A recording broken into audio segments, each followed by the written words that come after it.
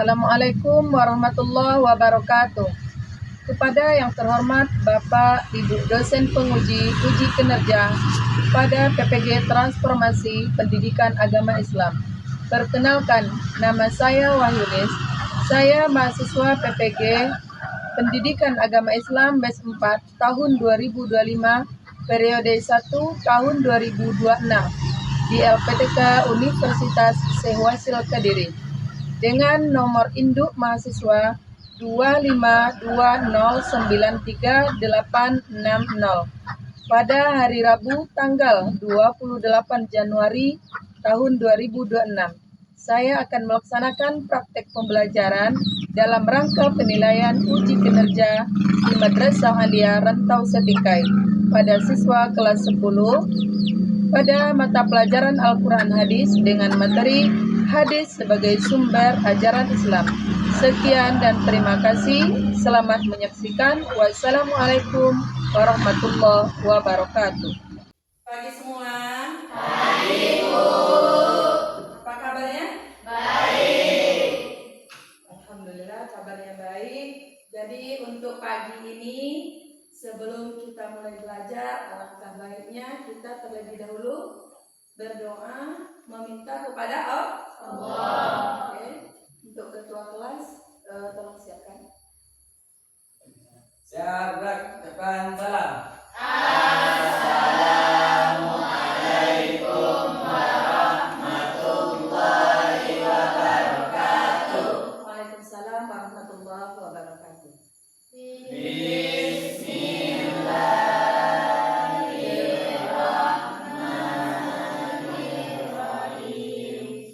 Alhamdulillahi rabbil alamin. Wassalatu wassalamu ala asrofil anbiya'i wal mursalin wa ala alihi wa sahbihi ajma'in. Allahumma fir lana dzunubana wa liwalidayna warhamhuma kama rabbayana shaghira. Allahumma inna nas'aluka salamatan fid din wa afiyatan fil jasad wa ziyadatan fil ilmi wa barakatan fil rizqi wa tawbatan qabla maut wa rahmatan indal maut wa maghfiratan ba'dal maut. Allahumma alin alaina fi sakaratil maut wa najata minan nari wal afwa indal hisab. Rabbi zidna ilma warzuqna fahma. Sama-sama menyanyikan sebuah lagu wajib nasional penyanyi Indonesia Raya. Oke, itu ya. Indonesia tanah airku, tanjung padaku. Di sanalah aku berdiri, jadi pandu hidupku. Indonesia bangsaanku,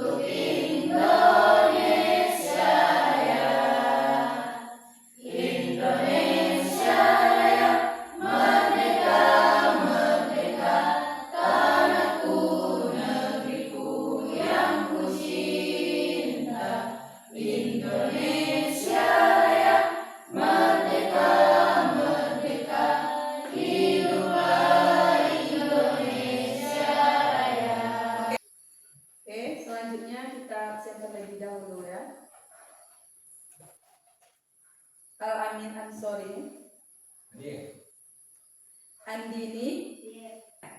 Alangkah baiknya pagi ini kita cerahkan dulu dengan SBK.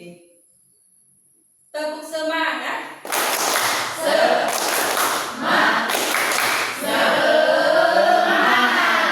Semangat ya. Baik, kita masuk ke materi. Pagi ini kita akan belajar Al-Quran hadis.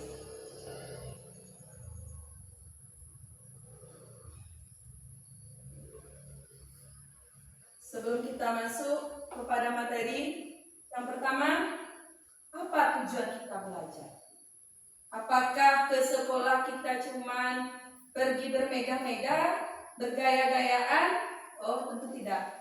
Jadi, tujuan pembelajaran ini yang pertama, setelah nanti kalian mengikuti pelajaran ini, hendaknya kalian bisa menjelaskan apa pengertian hadis, sunnah, asal khabar secara tepat. Selanjutnya, membedakan antara hadis, sunnah, asal khabar berdasarkan sumber penggunaannya. Selanjutnya, mengidentifikasi contoh hadis, sunnah, dan asar. Juga memahami kedudukan hadis dan sunnah. Selanjutnya, menunjukkan sikap gemar. Gemar kepada apa? Pada mempelajari dan mengamalkan dalam kehidupan sehari-hari. Jangan setelah kita belajar, lantas bukunya kemana, otaknya kemana. Nah, pelajaran bak kata pelajaran, kalian pulang dengan kosong. Tidak seperti itu ya.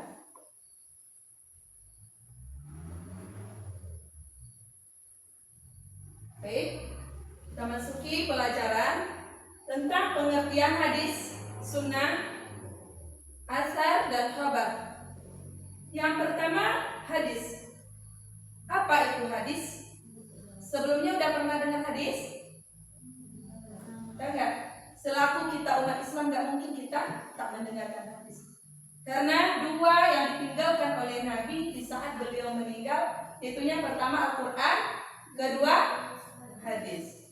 Hadis adalah segala perkataan, perbuatan, dan ketetapan ataupun yang disebut dengan takrir Nabi Muhammad SAW yang diriwayatkan oleh para sahabat dan dicatat oleh para ulama. Hadis ini menjadi sumber ajaran Islam. Selain Al-Quran, kita berpedomannya kepada hadis.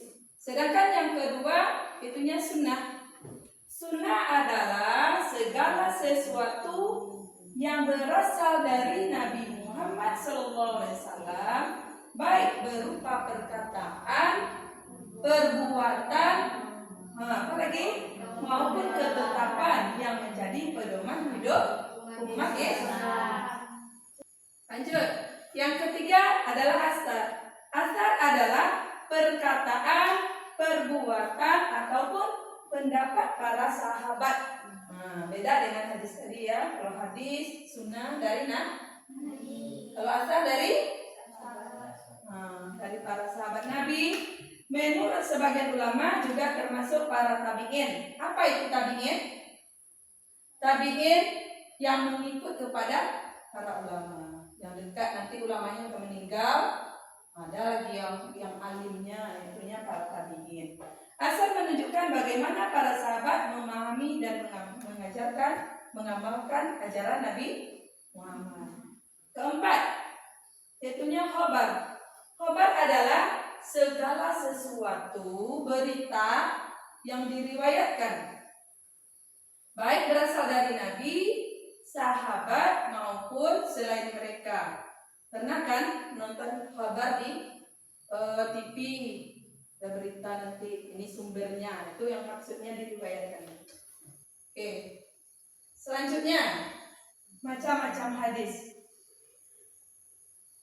Berdasarkan kualitas, hadis itu dibagi beberapa keaslian. Yang pertama sahih. Sahih itu bagaimana?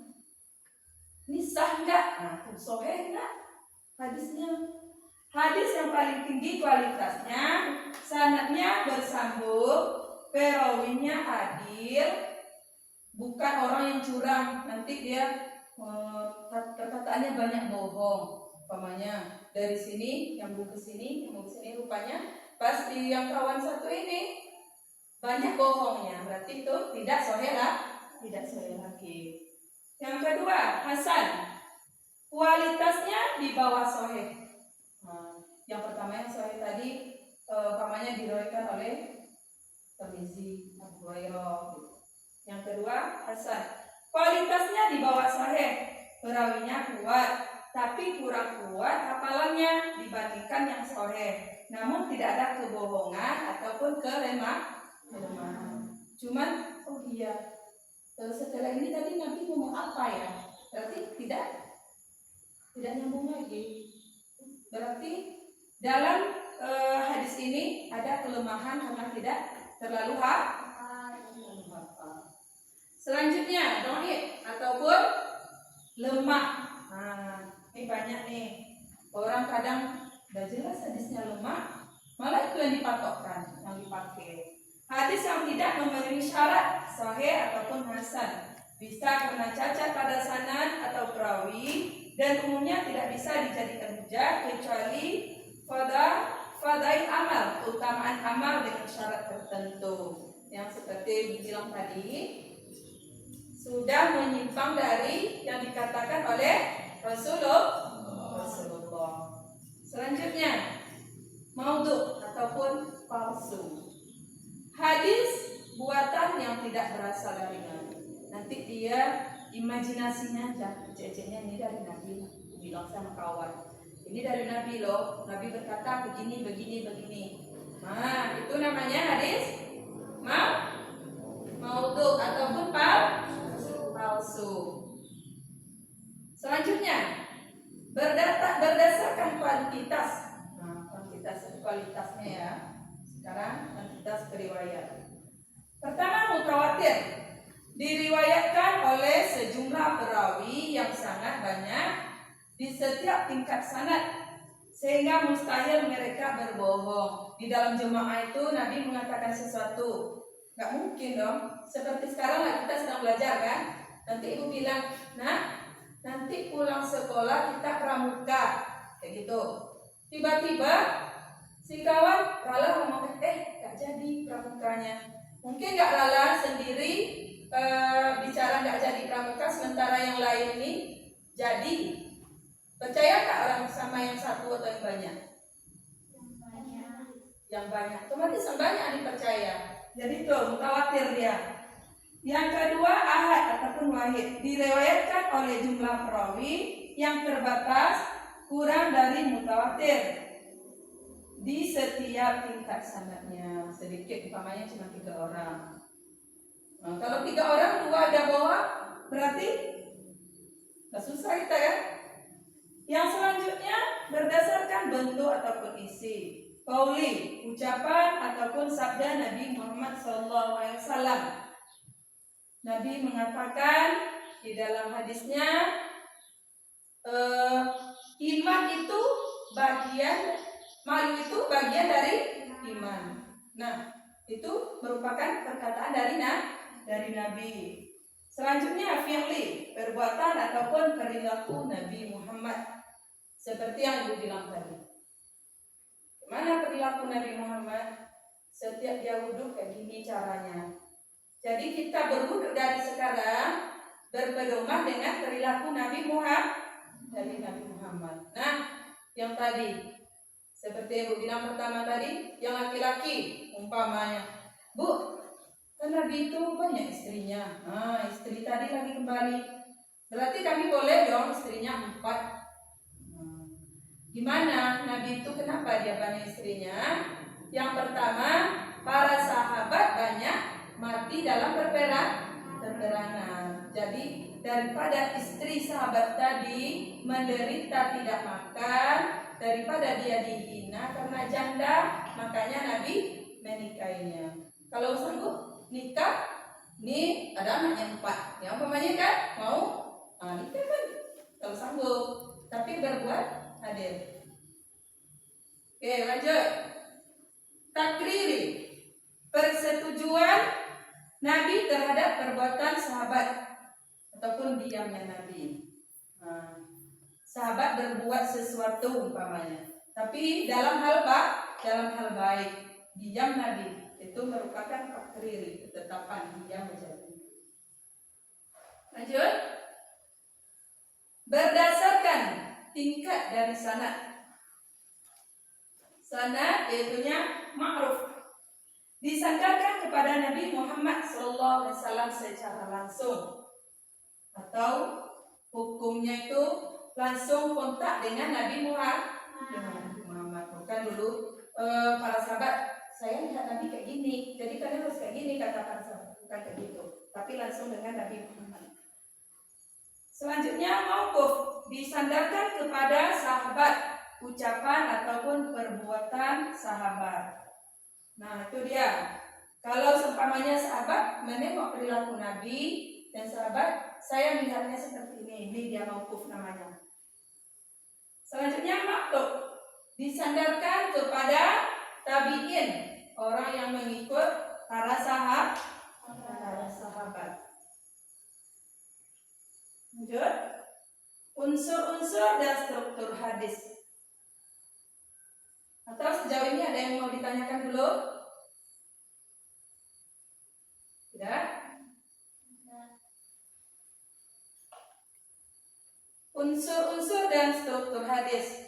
Unsur-unsur hadis adalah yang pertama sanad, rangkaian orang yang meriwayatkan ataupun menghubungkan kita hingga kepada Nabi Muhammad. Kedua, matan, isi ataupun teks hadis sendiri, yaitu sabda Nabi, perbuatan ataupun persetujuan Nabi, isi kandungannya, itu namanya matan. Sedangkan yang ketiga, muhraz, orang yang membukukan hadis ke dalam kitab-kitab hadis. Struktur hadis yang pertama sanad, dimulai dari muhraz, pencatat. An Abi Hurairah, itu dari Abi Hurairah, selanjutnya ke sini, itu namanya sanad. Kedua, matan, kalimat ataupun teks hadis yang merupakan inti pesan, dimulai setelah sanad berakhir.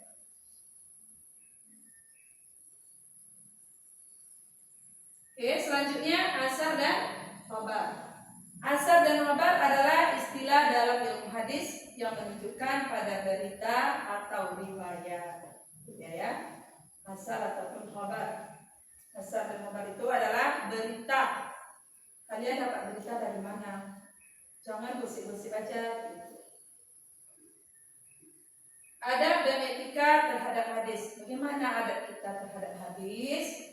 Adab dan etika terhadap hadis mencakup sikap ikhlas, bersuci, khusyuk dan fokus saat belajar, serta menghormati guru, tidak sombong, tidak memotong pembicaraan dan mengamalkannya dengan baik.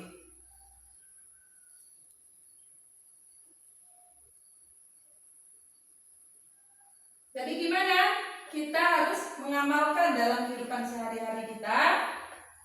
Nih, penerapan hadis dalam kehidupan sehari-hari mencakup panduan etika moral kita, cara berpakaian kita, cara bicara kita kepada kedua orang tua. Contohnya, dalam hadis Nabi mengatakan, al-jannatu tahta aqdamil ummahat, bahwa sesungguhnya surga berada di telapak kaki ibu. Jadi gimana? Apakah kita sudah berbakti kepada ibu kita, ataukah kita selalu melawan saja? Nah, tuh pengamalan dalam sehari-hari. Menuntut ilmu, memanfaatkan waktu sungguh-sungguh, serta niat dalam setiap perbuatan agar karena Allah. Hadis menjadi pedoman lengkap dan memperjelas Al-Quran dan membentuk karakter Muslim yang harmonis. Kalau kita sudah berjalan sesuai tuntunan Al-Quran, sesuai tuntunan hadis, tidak akan ada yang tersesat ataupun terjerumus ke dalam kemaksiatan. Oke, kesimpulannya. Jadi, dalam mempelajari hadis ini, sunnah, asar, dan khabar bisa kita simpulkan bahwa mereka adalah sumber hukum apa? Hukum agama atau Islam? Kalau agama banyak nanti ya, ada agama Kristen, Protestan, apa? Jadi yang kita pelajari hari ini adalah sumber hukum Islam. Dengan hadis dan sunnah berfokus pada Nabi Muhammad SAW, ucapannya, perbuatannya, dan ketetapannya. Seperti Nabi mengatakan, Innallaha ma'as sabirin, karena Nabi mengamalkannya. Nabi selalu bersabar atas apapun yang diperbuat oleh orang Yahudi terhadap dia semasa Nabi mengembangkan Islam. Sementara khobar dan asar umumnya merujuk pada berita dari sahabat tabi'in. Meskipun itu dari sahabat, namun kita harus bisa juga mengamalkan, mengambilkan contoh untuk kehidupan sehari-hari. Oke, sekian untuk materi kita. Apakah bisa dipahami atau ada yang bisa ditanyakan?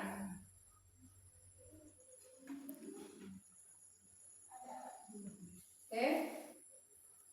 Untuk saya mau tanya, Ya. kenapa kita harus meneladani sunnah Nabi? Oke. Kenapa kita harus meneladani sunnah Nabi? Ada yang bisa jawab sebelum Ibu jawab?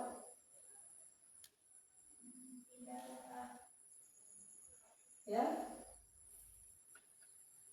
Kenapa kita harus meneladani sunnah Nabi? Biar kita terarah perjalanan hidup kita ini tidak menyimpang simpang siur kejahatan yang kita lakukan. Kita harus teladani sunnah Nabi itu biar hidup kita mendapatkan ridho dari Allah. Atau ada di antara anak-anak ibu ini yang sudah berniat, saya matinya besok masuk neraka aja. Ada yang kayak gitu? Enggak ya kan? Oke. Selanjutnya ada lagi yang mau bertanya? Ya. Apa yang dimaksud dengan khobar? Apa yang dimaksud dengan khobar? Bagus. Berarti belum terekam ya apa itu tadi khobar. Siapa yang udah bisa?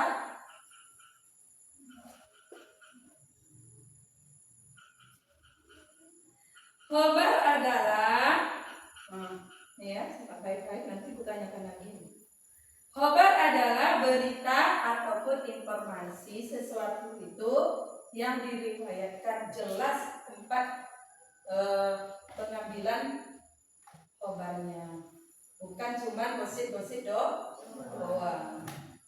Oke, ada lagi yang mau bertanya? Kalau nggak ada yang mau bertanya, ibu yang bertanya.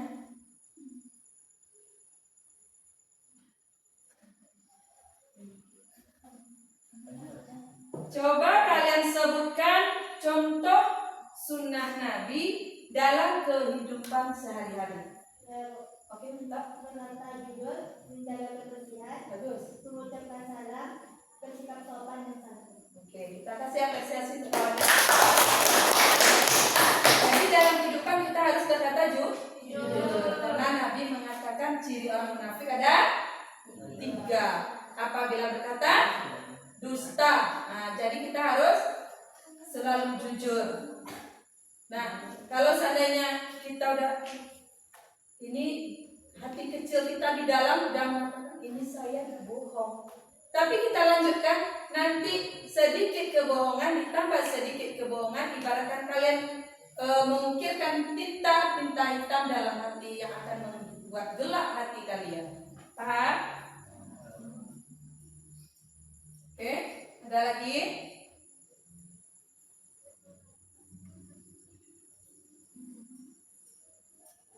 Kalau tidak ada, mungkin cukup sekian aja dulu.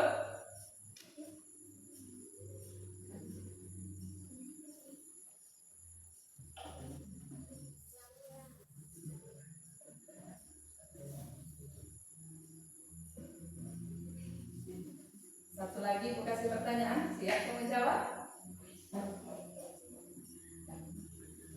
Apa tadi itu hadis? Hadis. Ayo. Apa hadis tadi? Seperti seperti yang sudah kita pelajari tadi. Hadis adalah segala sesuatu yang bersumber dari baik itu terus lanjut dan ketetapan. Oke, itu aja ya. Oke, sekian dulu pembelajaran kita hari ini. Terima kasih banyak atas perhatian kalian. Mudah-mudahan apa yang kalian pelajari untuk hari ini bermanfaat dalam kehidupan kalian sehari-hari. Kita coba untuk berkelompok aja ya. 3 orang nih. 3 orang berkelompok. Nih. Satu aja. 4 ya. Sudah. Ini aja berdasarkan tempat duduk. Isi. Jika ada kesulitan, silakan dan bertanya. Tapi bukan menanyakan tentang jawaban ya. Umpamanya soalnya masih kurang dipahami.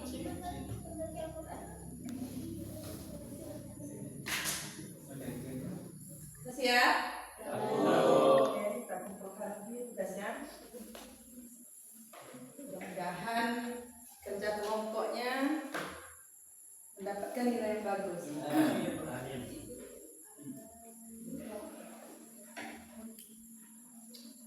Oke, untuk selanjutnya pada ketua kelas untuk memimpin doa bersama penutupnya. Siap, gerak. Doa dimulai.